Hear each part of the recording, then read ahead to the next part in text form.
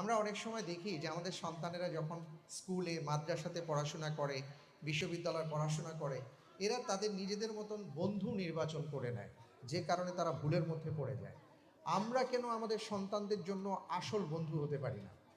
আমার সন্তান একটা ভুল করতেই পারে, একটা সিদ্ধান্ত নিতেই পারে, কিন্তু সে কেন আমাকে প্রথমে জানাতে পারে না? কেন তার মাকে বলতে পারে না যে মা আমি এই কাজটা করতে যাচ্ছি বা করতে চাই বা করে ফেলেছি? অথবা বাবাকে কেন সে বলতে পারে না? এই বিশ্বাস আমাদের অর্জন করতে হবে। অনেক সময় সন্তান মনে করে যে ভয়ের ব্যাপারগুলো মা বাবাকে বলা যাবে না। কোনো অপরাধ করে ফেলেছি, এটা মা বাবাকে বলা যাবে না।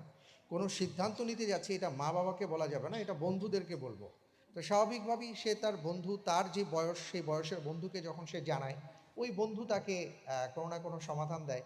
আর আমরা যদি আমাদের সন্তানদের আসল বন্ধু হতে পারি, তাহলে এই ভুলগুলো হবে না।